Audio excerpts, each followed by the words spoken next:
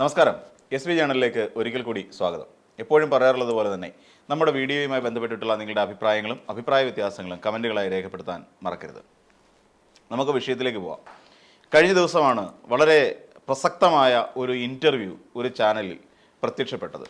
നമുക്കറിയാം, ആ ചാനലിൻ്റെ അവതാരകൻ, വളരെ പ്രധാനപ്പെട്ട ഒരു അവതാരകൻ, ഹാഷ്മി താജ് ഇബ്രാഹിം എന്ന് പറയുന്ന ഒരു അവതാരകൻ ഇരുന്നു കൊണ്ട് കൃത്യമായി രാഹുൽ മാങ്കൂട്ടത്തിൽ എന്ന് പറയുന്ന ഒരു സോഷ്യൽ ന്യൂയിസൻസ് എന്നൊക്കെ നമ്മൾ ഒരുപാട് തവണ വിളിച്ച ഒരു നേതാവ് തന്നെയാണ്.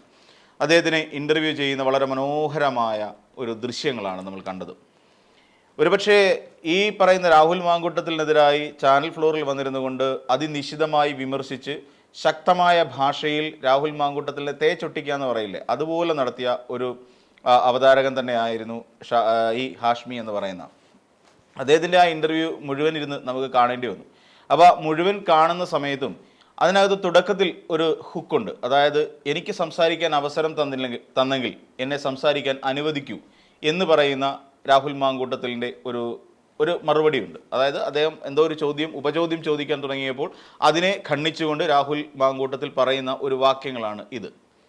പിന്നീട് നമ്മൾ ഇതിനെക്കുറിച്ച് അങ്ങനെ എനിക്ക് പറയാനുള്ളതെല്ലാം നിങ്ങൾ കേൾക്കും എന്ന് പറഞ്ഞതുകൊണ്ടാണ് നമ്മൾ ഇവിടെ ഇരിക്കുന്നത്, അതായിരുന്നു നമ്മൾ തമ്മിലുണ്ടാക്കിയ ഒരു കരാർ എന്നുള്ള നിലയിൽ രാഹുൽ മാങ്കൂട്ടത്തിൽ വീണ്ടും അതിനെക്കുറിച്ച്, സാങ്കത്യത്തെക്കുറിച്ച് ഓർമ്മിപ്പിച്ച് കടന്നു പോകുന്നുണ്ട്. ഇതിൽ ഒന്ന് രണ്ട് കാര്യങ്ങൾ നമുക്ക് കേൾക്കുമ്പോൾ തോന്നുന്നത്, ഇത് രാഹുൽ മാങ്കൂട്ടത്തിൽ എന്ന് പറയുന്ന ഒരു നേതാവിനെ സംബന്ധിച്ചിടത്തോളം ഈ തെരഞ്ഞെടുപ്പ് കാലത്ത് ആരുടെ ബുദ്ധിയാണ് എന്നുള്ളത് അറിയില്ല, സ്വയം വെളുപ്പിച്ചെടുക്കാൻ വേണ്ടി നടത്തിയ ഒരു പരിശ്രമമായി മാത്രമേ ഇതിനെ കാണാൻ കഴിയുള്ളൂ. അതിന് വലിയ പ്രാധാന്യമുള്ള പ്രമുഖമായ ഒരു മാധ്യമ സ്ഥാപനത്തെ ചൂസ് ചെയ്തത് തീർച്ചയായിട്ടും അതിൻ്റെ ഒരു വ്യൂവർഷിപ്പ് കണ്ടിട്ട് തന്നെ ആവാനാണ് സാധ്യത. ആ വ്യൂവർഷിപ്പിന് അപ്പുറത്ത് നിന്നുകൊണ്ട് അതിൻ്റെ പിന്നിൽ മറ്റൊരു ആരോപണത്തിലേക്കൊന്നും പോകുന്നില്ല. കാര്യം, ഇനി ഫണ്ട് കൊടുത്തിട്ട് അതൊരു പെയ്ഡ് ഇൻ്റർവ്യൂ ആയിരുന്നു, അങ്ങനെയുള്ള ആരോപണങ്ങളിലേക്കൊന്നും നമ്മൾ കടക്കുന്നില്ല. കാരണം അതിൻ്റെ വസ്തുനിഷ്ഠമായ കാര്യങ്ങളെക്കുറിച്ച് അറിയാത്തതുകൊണ്ട് അത്തരം കാര്യങ്ങളിലേക്ക് പോകുന്നത് മോശമാണ് എന്നുള്ളത് കൊണ്ട് തന്നെ. എന്നാൽ ഈ രാഹുൽ മാങ്കൂട്ടത്തിൽ ഈ പറയുന്ന ഇതിനകത്ത് ഏറ്റവും പ്രധാനപ്പെട്ട കാര്യമുണ്ട്. ഈ രാഹുൽ മാങ്കൂട്ടത്തിനെ സംബന്ധിച്ചിടത്തോളം ഈ രാഹുൽ മാങ്കൂട്ടത്തിൽ സ്ത്രീകളുമായി ബന്ധപ്പെട്ടിട്ടുണ്ടെന്നും ഈ പറയുന്ന പരാതികളൊന്നും ശരിക്കും കളവായിരുന്നില്ല എന്നും ഈ സ്ത്രീകളുമായി നിരന്തരമായി രാഹുൽ മാങ്കൂട്ടത്തിൽ സമ്പർക്കത്തിലുണ്ടായിരുന്നെന്നും പലരെയും പ്രഗ്നൻ്റ് ആക്കിയിരുന്നു, അതായത് ഗർഭിണികളാക്കിയിരുന്നു എന്നുള്ളതും വളരെ പച്ചയായ പരമാർത്ഥമായി നിലനിൽക്കുന്നു എന്നുള്ളതൊരു വസ്തുത തന്നെയാണ്. അതിനകത്ത് നമുക്ക് അപ്പുറത്തോട്ടും ഇപ്പുറത്തോട്ടും ഒന്നും പറയാനില്ല. കാരണം ഇതൊന്നും നിഷേധിക്കുന്ന തരത്തിലുള്ള ചോദ്യങ്ങൾ ഉണ്ടായിട്ടില്ല.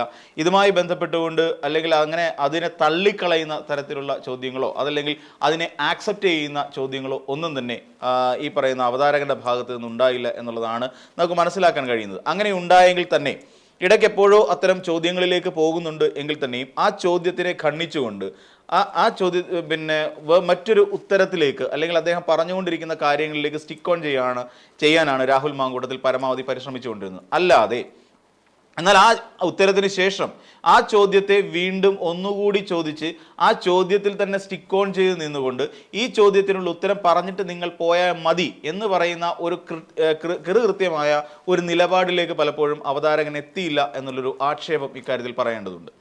കാരണം എന്താണെന്ന് ചോദിച്ചാൽ, ഇദ്ദേഹം പറയുന്നത് ഹോം സ്റ്റേ കുറിച്ചുള്ള വിവാദങ്ങളിലേക്ക് വരുന്നു. ഹോം സ്റ്റേയിലേക്ക് കൊണ്ടുപോയി എന്ന് പറഞ്ഞുകൊണ്ട് KPCC അധ്യക്ഷന് കൊടുത്ത പരാതിയിൽ അങ്ങനെ ആയിരുന്നു പറഞ്ഞത്. കാരണം ഹോം സ്റ്റേയിൽ അങ്ങനെ ഒരു കാര്യം വേണ്ട. അപ്പോഴും ഈ പറയുന്ന അതിജീവത എന്ന് പറയുന്ന അല്ലെങ്കിൽ പീഡിപ്പിക്കപ്പെട്ട ആ യുവതിയുമായി എവിടെയോ രാഹുൽ മാങ്കൂട്ടത്തിൽ പോയി എന്നുള്ള കാര്യം ഏറെക്കുറെ ഉറപ്പാണ്.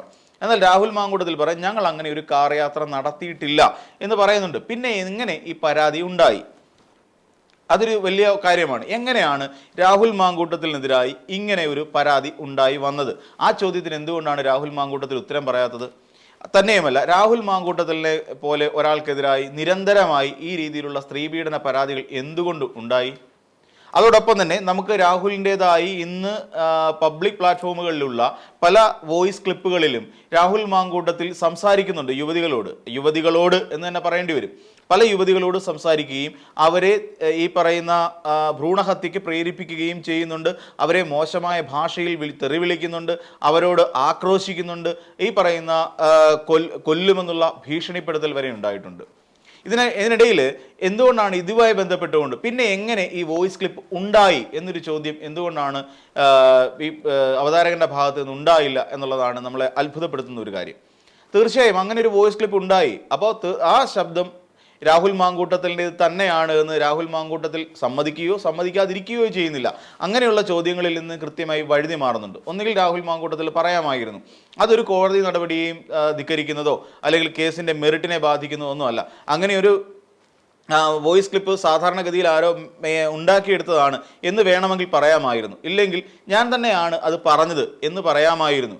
ഞാൻ തന്നെയാണ് അങ്ങനെ പറഞ്ഞത് എന്ന് പറഞ്ഞാൽ രാഹുൽ മാങ്കൂട്ടത്തിൽ പിന്നീട് നിലനിൽക്കാൻ കഴിയില്ല. അതിൻ്റെ അർത്ഥം അങ്ങനെ രാഹുൽ മാങ്കൂട്ടത്തിൽ സംസാരിച്ചിട്ടുണ്ട് എന്ന് തന്നെയാണ്. പിന്നെ വധഭീഷണി മുഴക്കിയതായിട്ട് പറയുന്നു. പക്ഷേ അപ്പോഴും മറ്റൊരു കാര്യം കൂടി ചോദിക്കാമായിരുന്നു. വധഭീഷണി കൊല്ലും എന്നല്ല പറഞ്ഞത്, നിന്നെ കൊല്ലണമെങ്കിൽ എനിക്ക് എത്ര സമയം വേണം എന്നുള്ള ചോദ്യമായിരുന്നു. നിമിഷങ്ങൾക്കകം എന്ന് രാഹുൽ മാങ്കൂട്ടത്തിൽ അതേ വോയിസ് ക്ലിപ്പിൽ തന്നെ ആ യുവതിയോട് പറയുകയും ചെയ്യുന്നുണ്ട്. അപ്പോൾ ചോദ്യം തെറ്റായിരുന്നു, ശരിക്കും പറഞ്ഞാൽ ആ ഉത്തരം വളരെ തെറ്റായിരുന്നു എന്നുള്ളതാണ്. ആരും കൊല്ലും എന്ന് രാഹുൽ മാങ്കൂട്ടത്തിൽ ഭീഷണിപ്പെടുത്തുകയായിരുന്നില്ല, മറിച്ച് നിന്നെ കൊല്ലാൻ എനിക്ക് നിമിഷങ്ങൾ മിനിറ്റുകൾ മാത്രം മതി എന്ന് പറയുകയായിരുന്നു രാഹുൽ മാങ്കൂട്ടത്തിൽ ചെയ്തത്. പിന്നെ ഒരു സ്ത്രീയോട് ഈ പറയുന്ന തൻ്റെ ഗർഭം താൻ കാരണം ഗർഭിണിയായ ഒരു പെണ്ണിനോട് പെരുമാറേണ്ട ഒരു മിനിമം മര്യാദ രാഹുൽ മാങ്കൂട്ടത്തിൽ ഒരിടത്ത് കീപ്പ് ചെയ്തിരുന്നില്ല.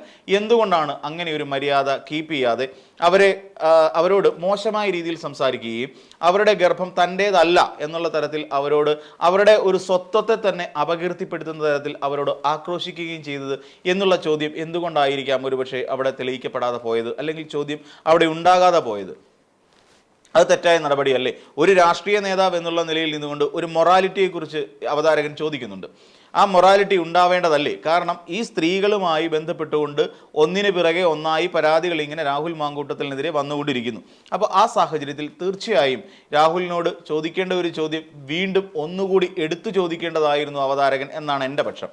കാരണം ചോദിച്ചിരുന്നു, ഒരു പൊളിറ്റീഷ്യൻ എന്നുള്ള നിലയിൽ നിന്നുകൊണ്ട് ഒരു മൊറാലിറ്റി കീപ്പ് ചെയ്യേണ്ട ഒരാളല്ലേ ഒരു രാഹുൽ മാങ്കൂട്ടത്തിൽ. അങ്ങനെ പക്ഷേ രാഹുൽ മാങ്കൂട്ടത്തിൻ്റെ ഭാഗത്ത് നിന്ന് ഉണ്ടായിട്ടില്ല. അപ്പോൾ ആ ചോദ്യത്തിന് മറ്റൊരു തരത്തിൽ ഉത്തരം പറഞ്ഞു പോയി ആ ചോദ്യത്തിൽ നിന്നും ഡൈവേർട്ട് ചെയ്ത് പോയിട്ട് പോലും എന്തുകൊണ്ടാണ് അവതാരകൻ തിരിച്ച് ഞാൻ ചോദിച്ച അതേ ചോദ്യത്തിലേക്ക് രാഹുൽ മാങ്കൂട്ടത്തിനെ തിരിച്ചു കൊണ്ടുവരാതിരുന്നത്?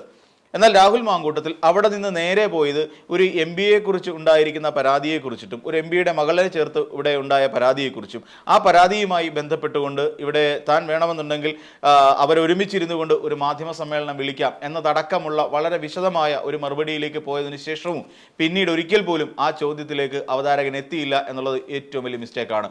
ആ ചോദ്യത്തിനുള്ള ഉത്തരം ശരിക്കും രാഹുൽ മാങ്കൂട്ടത്തിനെ കൊണ്ട് പറയിക്കേണ്ടതായിരുന്നു.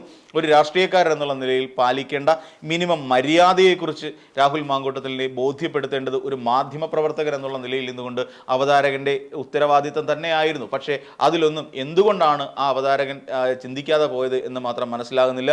അല്ലെങ്കിൽ ആ ചോദ്യത്തിൽ എന്തുകൊണ്ട് ആ ചോദ്യത്തിൽ നിന്ന് തെന്നിമാറി എന്നുള്ളത് മനസ്സിലാവുന്നില്ല. പിന്നെ തന്നെയുമല്ല, രാഹുൽ മാങ്കൂട്ടത്തിൻ്റെ ഇന്റർവ്യൂ തുടങ്ങുന്ന സമയത്ത് ഏകദേശം 10:15 സമയം, അതായത് രാഹുൽ മാങ്കൂട്ടത്തിൻ്റെ വാച്ചിൽ ടൈം നമുക്ക് കാണാം. അതിൽ നിന്ന് ഏകദേശം 11:30 വരെ ഇന്റർവ്യൂ നടത്തിയിരുന്നു. അപ്പോൾ 10:15 മുതൽ 11:30 വരെ എന്ന് പറയുമ്പോൾ ഏകദേശം 1.5 മണിക്കൂർ ദൈർഘ്യമായിരുന്നു ആ ഇന്റർവ്യൂവിൽ ഉണ്ടായിരുന്നത് എന്ന് നമുക്കെല്ലാവർക്കും അറിയാം. അപ്പോൾ ആ 1.5 മണിക്കൂർ ഇന്റർവ്യൂ ദൈർഘ്യത്തിൽ നിന്നും എന്തുകൊണ്ടാണ് വെറും 49 അല്ലെങ്കിൽ 50 മിനിറ്റ് മാത്രമായി, ഒരുപക്ഷെ സമയത്തിൻ്റെ പ്രശ്നമായിരിക്കാം, ഒരു സാറ്റലൈറ്റ് ചാനലിലേക്ക് പോകുമ്പോൾ അതിൻ്റെതായ സമയക്രമം പാലിക്കേണ്ടത് അത്യാവശ്യമുണ്ട്. കാര്യം എൻ്റെ ബ്രേക്കിന്നുകളൊക്കെ വരാറുണ്ട്. അപ്പോൾ ബ്രേക്കിന്നുകളൊക്കെ ഉപയോഗിച്ചുകൊണ്ട് അത് കട്ട് ചെയ്തിട്ടുണ്ട് എന്നുള്ളതാണ്. പക്ഷേ കട്ട് ചെയ്ത ഭാഗങ്ങൾ എന്തുകൊണ്ടാണ് ഒരു യൂട്യൂബ് എന്ന് പറയുന്ന സാമൂഹ്യ മാധ്യമത്തിലൂടെ പുറത്തേക്ക് വിടാതിരുന്നത്? അതൊരു ആവശ്യമായിരുന്നില്ലേ? ആ കട്ട് ചെയ്ത പോർഷൻസ് എന്തൊക്കെയായിരുന്നു എന്നുള്ളതിനെക്കുറിച്ച് എന്താണ് ആ മാധ്യമ സ്ഥാപനത്തിന് അത് പറയേണ്ട ഉത്തരവാദിത്വമില്ലേ? യൂട്യൂബിൽ വേണമെന്നുണ്ടെങ്കിൽ എൻ്റെ പൂർണ്ണമായ ഒരു വെർഷൻ പുറത്തേക്ക് വിടാമായിരുന്നു. ഇനി അതല്ല വെട്ടിക്കളയണം എന്ന് രാഹുൽ മാങ്കൂട്ടത്തിൽ നിർദ്ദേശിച്ച എന്തെങ്കിലും ഭാഗങ്ങൾ അതിനുള്ളിൽ ഉണ്ടായിരുന്നോ എന്നുള്ള സംശയവും നമ്മൾ സംശയത്തോടു കൂടി മാത്രമേ കാണാൻ കഴിയൂ. ആദ്യം ഞാൻ പറഞ്ഞത് ഒരു സാറ്റലൈറ്റ് ചാനലിനെ സംബന്ധിച്ചിടത്തോളം ചില സമയപരിമിതികളുണ്ട്. അതായത് 1 മണിക്കൂറാണ് ദൈർഘ്യമെങ്കിൽ നമുക്കൊരു 50 മിനിറ്റ് അല്ലെങ്കിൽ ഒരു 55 മിനിറ്റ് വരെ പരമാവധി നമുക്ക് ടെലികാസ്റ്റ് ചെയ്യാൻ പറ്റുന്ന കണ്ടന്റുകൾ ഉണ്ടാക്കുക. അതിനപ്പുറത്തേക്ക് ബാക്കി വരുന്ന കളയേണ്ട അല്ലെങ്കിൽ കളയാത്ത പോർഷൻസ് അല്ലെ പൂർണ്ണമായ, അതായത് വെട്ടിച്ചുരുക്കാത്തത് ഒരുപക്ഷെ യൂട്യൂബിൽ അപ്ലോഡ് ചെയ്യുന്നതിൽ വലിയ തെറ്റുണ്ടായിരുന്നു എന്ന് തോന്നുന്നില്ല.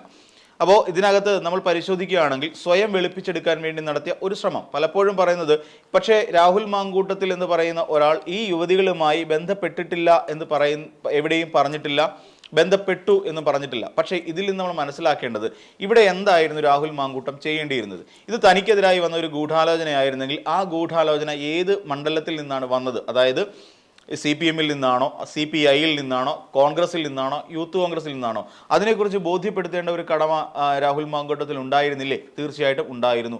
അത് ബോധ്യപ്പെടുത്തുക തന്നെ വേണമായിരുന്നു. പിന്നീട് അപ്പോഴാണ് അടുത്തൊരു ചോദ്യം ഉണ്ടാകുക, ഈ രാഹുൽ മാങ്കൂട്ടത്തിലിനെ തന്നെ ഉന്നം വെച്ചുകൊണ്ട് എന്തിനാണ് CPM-കാർ ഇങ്ങനെ ഒരു നീക്കം നടത്തിയത് എന്നുള്ളൊരു ചോദ്യം. ഈ പറയുന്ന ഗോവിന്ദൻ മാഷിന് മകന് എതിരായി ഉയർന്നു വന്ന ഒരു ആരോപണത്തെ ചുറ്റിപ്പറ്റിയായിരുന്നുവെങ്കിൽ അതിൻ്റെ ഒരു എഫക്റ്റ് കുറയ്ക്കാൻ വേണ്ടിയാണ് രാഹുൽ മാങ്കൂട്ടത്തിലിനെ തെരഞ്ഞെടുത്തത് എങ്കിൽ വേറെ ഏതൊക്കെ നേതാക്കന്മാരുണ്ടായിരുന്നു? കോൺഗ്രസിൽ ഏറെ ശ്രദ്ധിക്കപ്പെടുമായിരുന്ന എന്തിനേറെ VD സതീശൻ തന്നെ ഉണ്ടായിരുന്നില്ലേ? ആ VD സതീശനെതിരായിട്ടൊരു ആരോപണം ഉന്നയിച്ചിരുന്നെങ്കിൽ ഇതിനേക്കാൾ അധികം പൊളിറ്റിക്കൽ മൈലേജ് ഉണ്ടാകുമായിരുന്നു. ഈ പറയുന്ന MV ഗോവിന്ദൻ മാഷിൻ്റെ മകനെതിരായി ഉയർന്നു വന്ന ആ പരാതി ഈ പറയുന്ന ശമിക്കുകയും ചെയ്തേനെ. ഈ നിലവിലത്തെ ഒരവസ്ഥ പോലെ തന്നെ ആയിപ്പോയേനെ. പക്ഷേ എന്തുകൊണ്ടാണ് രാഹുൽ മാങ്കൂട്ടത്തിൽ എന്ന് പറയുന്ന ഒരു വ്യക്തിയെ തന്നെ കേന്ദ്രീകരിച്ചുകൊണ്ട് ഇങ്ങനെ പോയത്? ഇനി ഇതൊരു ഗൂഢാലോചനയുടെ ഭാഗമാണെങ്കിൽ ഈ വന്ന നേരിട്ട് പരാതി തന്നു എന്ന് പറയുന്ന പല യുവതികളും, അതായത് 3 പീഡന പരാതികളാണ് നിയമപരമായി ഇപ്പോൾ കോടതിയിൽ നിൽക്കുന്നത്. അപ്പോൾ ഈ 3 പരാതികളിലും പെട്ട സ്ത്രീകൾക്ക് എന്താണ് ഇതിനകത്തുള്ള രാഹുൽ മാങ്കൂട്ടത്തിലിനെ തകർക്കേണ്ടതായ ഒരു പൊളിറ്റിക്കൽ ഇൻറ്റൻഷൻ എന്നുള്ളതിനെക്കുറിച്ച് രാഹുൽ മാങ്കൂട്ടത്തിനോടൊരു ചോദ്യം ഉണ്ടായില്ല. അത് വിശദീകരിക്കാൻ രാഹുൽ മാങ്കൂട്ടം തയ്യാറായിട്ടുമില്ല. ഇതും ഈ 3 പേരും, അതായത് 1, 2, 3 പരാതിക്കാരികൾക്ക് രാഹുൽ മാങ്കൂട്ടവുമായി മറ്റൊരു തരത്തിലും രാഷ്ട്രീയമായ എതിർപ്പുകൾ ഉണ്ടായിരുന്നില്ല. രാഹുൽ മാങ്കൂട്ടത്തിലെ തകർക്കേണ്ടത് ഈ പറയുന്ന സ്ത്രീകളുടെ, ഈ 3 അതിജീവിതമാരുടെയും ഉദ്ദേശങ്ങളിൽ പെടുന്നതേയല്ല. ഇവർക്ക് മറ്റുള്ള രാഷ്ട്രീയ, ഇപ്പം CPM-ആയിട്ടോ നമുക്കറിയാം അവരുടെയൊക്കെ ഒരു രാഷ്ട്രീയ പശ്ചാത്തലം പരിശോധിക്കുമ്പോൾ തന്നെ ഇവർക്കാർക്കും CPM നേതാക്കന്മാരുമായി എന്തെങ്കിലും അടുപ്പമുണ്ടാകാനോ അല്ലെങ്കിൽ ഇവരുടെ ഈ ഗൂഢാലോചനയിൽ ഇങ്ങനെ ഒരു പങ്കാളിയാക്കേണ്ട ആവശ്യമില്ലായിരുന്നല്ലോ. ശരി, ഇതൊരു വലിയ രാഷ്ട്രീയ ഗൂഢാലോചന ആയിരുന്നു എന്ന് തന്നെ വെക്കാം. അങ്ങനെയാണെങ്കിൽ എന്തുകൊണ്ടാണ് ഒന്നാമത്തെ അതിജീവിത, അതായത് നമ്മൾ അറിയാവുന്നതുപോലെ വോയിസ് ക്ലിപ്പുകൾ പുറത്തേക്ക് വന്ന അതിജീവിതയുടെ ഭർത്താവ് എന്തുകൊണ്ടാണ് തൻ്റെ കുടുംബജീവിതം തകർത്തു എന്ന് പറഞ്ഞുകൊണ്ട് അദ്ദേഹം പരസ്യമായി രാഹുൽ മാങ്കൂട്ടത്തിനെതിരെ കേസും അതോടൊപ്പം തന്നെ പത്രസമ്മേളനവും നടത്തിയത്? മാധ്യമങ്ങളുടെ മുമ്പിൽ അത്തരത്തിൽ കാര്യങ്ങൾ തുറന്നു പറഞ്ഞ് എന്തിനു വേണ്ടിയിട്ടായിരുന്നു? അതിനെക്കുറിച്ച് എന്തുകൊണ്ടാണ് വ്യക്തമായ ഒരു ശക്തമായ ഒരു ചോദ്യം ഉണ്ടാകാതിരുന്നത്? അപ്പോൾ ഇങ്ങനെയുള്ള ചില കാര്യങ്ങൾ ഇപ്പോൾ രാഹുൽ മാങ്കൂട്ടത്തിൽ പറയുന്നത് തൻ്റെ അവർ കാണിച്ച സ്ക്രീൻഷോട്ടിന് മുൻപോട്ടും താഴോട്ടുമുള്ള മെസ്സേജുകൾ പരിശോധിക്കണമായിരുന്നു എന്നാണ് രാഹുൽ മാങ്കൂട്ടത്തിൽ പറയുന്നത്. തൻ്റെ കയ്യിൽ അതിനുള്ള തെളിവുകളുണ്ട്, ആ ചാറ്റുകളെല്ലാം എൻ്റെ കയ്യിലുണ്ട് എന്ന് പറയുന്ന ഒരു ഘട്ടത്തിൽ വേണമെന്നുണ്ടെങ്കിൽ എന്നാ ഒന്ന് കാണിച്ചേ എന്ന് പറഞ്ഞിരുന്നെങ്കിൽ ഒരു പക്ഷേ രാഹുൽ മാങ്കൂട്ടത്തിൻ്റെ എല്ലാ കള്ളികളും പുറത്തായേനെ. പിന്നെ ഇങ്ങനെ നടക്കുന്ന രാഹുൽ മാങ്കൂട്ടത്തിൽ തീർച്ചയായും ഈ പറയുന്ന ചാറ്റുകളൊക്കെ തൻ്റെ ഫോണിൽ സൂക്ഷിച്ചു വെക്കും എന്ന് കരുതാൻ മാത്രം പൊട്ടന്മാരും മന്ദബുദ്ധികളുമല്ല കേരളത്തിലുള്ള ആൾക്കാർ. കാരണം ഒരു കേസാവുന്നു, ആ കേസുമായി ബന്ധപ്പെട്ടുകൊണ്ട് പുറത്തേക്ക് പോകുന്നു, ഒളിവിലേക്ക് പോകുന്നു. ആ ഒളിവിൽ പോയതിനു ശേഷം ഈ പറയുന്ന രാഹുൽ മാങ്കൂട്ടത്തിൻ്റെ ഫോണിൽ നിന്നും ലാപ്ടോപ്പിൽ നിന്നും സകലമാന ഡേറ്റകളും മായ്ച്ചു കളയുകയും ചെയ്യും. സ്വാഭാവികമായി സംഭവിക്കുന്ന കാര്യമാണത്. അപ്പോൾ അങ്ങനെയുള്ള സാഹചര്യത്തിൽ രാഹുൽ മാങ്കൂട്ടത്തിൻ്റെ ഫോണിൽ ആ ചാറ്റുകളെല്ലാം കിടപ്പുണ്ട് എന്ന് പറഞ്ഞു കഴിഞ്ഞാൽ നമുക്കാർക്കും അത്രയ്ക്ക് അങ്ങോട്ട് വിശ്വസിക്കാൻ, കണ്ണടച്ച് വിശ്വസിക്കില്ല എന്നുള്ള മാത്രമല്ല, അത്രയ്ക്ക് അങ്ങോട്ട് വിശ്വസനീയമായ ഒരു കാര്യമായി നമുക്കാർക്കും തോന്നുന്നില്ല എന്നുള്ളതാണ് വാസ്തവം. എന്തുകൊണ്ടാണ് ഇക്കാര്യം അവതാരകൻ അങ്ങോട്ട് പറയാതിരുന്നത് എന്ന് മനസ്സിലാവുന്നില്ല. കാര്യം നിങ്ങൾ പോയി നിങ്ങളുടെ ഫോൺ കംപ്ലീറ്റ് ഇറേസായി, അല്ലെങ്കിൽ അത് ഫുൾ ഫോർമാറ്റ് ചെയ്തു, അതിനകത്തിലെ കണ്ടന്റുകൾ അതോടൊപ്പം എല്ലാ സോഷ്യൽ മീഡിയ അക്കൗണ്ടുകളിലെയും മെസ്സേജുകൾ ഒരാൾക്ക് സിമ്പിളായി ഡിലീറ്റ് ചെയ്ത് കളയാവുന്നതേ ഉള്ളൂ. കാരണം എടുത്ത് കാണിക്കുന്നത് ഒരു പോലീസിൻ്റെ കയ്യിലിരിക്കുന്നതോ അന്വേഷണ ഉദ്യോഗസ്ഥൻ്റെ കയ്യിലിരിക്കുന്നതോ ആയ ഡേറ്റ അല്ല, സ്വന്തം ഫോണിലുണ്ടായിരുന്ന ഡേറ്റയാണ് എടുത്ത് കാണിക്കാൻ പോകുന്നത്. അപ്പം തനിക്ക് അനഭിബന്ധമല്ലാത്ത അല്ലെങ്കിൽ തനിക്ക് ഗുണകരമല്ലാത്ത മെസ്സേജുകൾ ഡിലീറ്റ് ചെയ്യാനുള്ള ഓപ്ഷൻ എല്ലാ ഫോണുകളിലുമുണ്ട്. നമുക്ക് അല്ലെങ്കിൽ ഏത് സോഷ്യൽ മീഡിയ നെറ്റ്വർക്ക് നമ്മളെടുത്ത് പരിശോധിച്ച് നോക്കിയാലും എല്ലാ സോഷ്യൽ മീഡിയ ആപ്പുകളിലും ഈ പറയുന്ന പോലെ മെസ്സേജുമായി ബന്ധപ്പെട്ടുകൊണ്ട് നമുക്ക് വേണ്ടാത്ത മെസ്സേജുകൾ ഡിലീറ്റ് ചെയ്ത് കളയാനുള്ള ഒരു ഓപ്ഷൻ ഉണ്ട് എന്നുള്ള കാര്യം വാസ്തവമാണ്. അപ്പോൾ അത്തരത്തിലുള്ള മെസ്സേജുകൾ തീർച്ചയായും ഡിലീറ്റ് ചെയ്തിട്ടുണ്ടാകാം. അങ്ങനെ അതുകൊണ്ടായിരിക്കുമല്ലോ ആഷ്മിയുടെ അല്ലെങ്കിൽ ആ അവതാരകന്റെ കയ്യിലേക്ക് രാഹുൽ മാങ്കൂട്ടത്തിൽ ഈ ഫോൺ കൊടുക്കാൻ പോലും ധൈര്യപ്പെടുന്നത്. അപ്പോൾ ഇങ്ങനെ തുടങ്ങി നിരവധിയായ കാര്യങ്ങൾ ഇതിനകത്തുണ്ട്. ഇതൊരു വെള്ളപൂശൽ മാത്രമാണ്, ഇതൊരു ഏതു തരം പ്രൊപ്പഗണ്ടയുടെ ഭാഗമാണ് എന്ന് മാത്രമാണ് നമുക്കിതുവരെ മനസ്സിലാകാത്തത്. കാരണം ആകുന്നില്ല എന്ന് പറഞ്ഞതിന് കാര്യം രാഹുൽ മാങ്കൂട്ടത്തിനെ വെളുപ്പിച്ചെടുക്കുന്നതിന് വേണ്ടിയിട്ട് സാമ്പത്തികമായ നേട്ടമോ അങ്ങനെയുള്ള കാര്യങ്ങളെക്കുറിച്ചൊന്നും നമുക്ക് കൃത്യമായി അറിയില്ല. പക്ഷേ അതൊരു പ്രൊപ്പഗണ്ടയുടെ ഭാഗമായിരുന്നു ആ ഇൻ്റർവ്യൂ എന്നുള്ളതാണ് കാര്യം. അദ്ദേഹത്തിന് തുടക്കത്തിൽ തന്നെ എനിക്ക് സംസാരിക്കാൻ നിങ്ങൾ അവസരം തന്നിട്ടുണ്ടെങ്കിൽ ഞാൻ പറയാൻ ഉള്ളത് അല്ലെങ്കിൽ ഞാൻ എന്നെ പറയാൻ അനുവദിക്കൂ എന്ന് കൃത്യമായി രാഹുൽ മാങ്കൂട്ടത്തിൽ തുടക്കത്തിൽ തന്നെ പറയുന്നുണ്ട്. അപ്പോൾ ഇതിൻ്റെ അർത്ഥം നമ്മൾ മനസ്സിലാക്കിയേ അതുവരെ ചാനൽ റൂമുകളിൽ ഇരിക്കുന്ന ഒരു അവതാരകനെ ആയിരുന്നില്ല രാഹുൽ മാങ്കൂട്ടത്തിൻ്റെ മുന്നിൽ. കാരണം ചോദ്യം ചെയ്യാൻ, രാഹുൽ മാങ്കൂട്ടത്തിലിനോട് കൃത്യമായ ചോദ്യങ്ങൾ ചോദിക്കാൻ എന്തുകൊണ്ടോ ആ അവതാരകൻ ഭയപ്പെടുന്നത് പോലെയാണ് തോന്നിയത്. ആ ചോദ്യങ്ങളെ പോലും നിലംപരിശാക്കുന്ന തരത്തിൽ ഒരു പടി മേലെ നിൽക്കുകയായിരുന്നു ആ രാഹുൽ മാങ്കൂട്ടത്തിൽ എന്ന് പറയുന്ന രാഷ്ട്രീയ നേതാവ്. കേരളം മുഴുവൻ അദ്ദേഹം ഒരു പ്രിഡേറ്ററാണ് എന്നുള്ള കാര്യം നമുക്ക് മനസ്സിലാക്കി തന്നാണ്. പല ആരോപണങ്ങളിൽ നിന്നും പല വെളിപ്പെടുത്തലുകളിൽ നിന്നും നമ്മളത് മനസ്സിലാക്കിയതാണ്. അപ്പോൾ അങ്ങനെയുള്ള ഒരാളെ സ്വയം ജസ്റ്റിഫൈ ചെയ്യുന്നതിനും സ്വയം വെള്ള പൂശുന്നതിനും വേണ്ടി ഒരുക്കി കൊടുത്ത ഒരു പ്ലാറ്റ്ഫോമായി മാത്രമേ സത്യത്തിൽ ആ ഇൻ്റർവ്യൂവിനെ നമുക്ക് കാണാൻ കഴിയൂ. അത് ആ ഒരു അവതാരകൻ ആ ഒരു നിലയിലേക്ക് മാറുകയും ചെയ്തു എന്നുള്ളതാണ് ഇതിനകത്തിലെ ഏറ്റവും ഞെട്ടിപ്പിക്കുന്ന ഒരു യാഥാർത്ഥ്യം. അപ്പോൾ മറ്റൊരു വീഡിയോയുമായി നമുക്ക് വീണ്ടും കാണാം.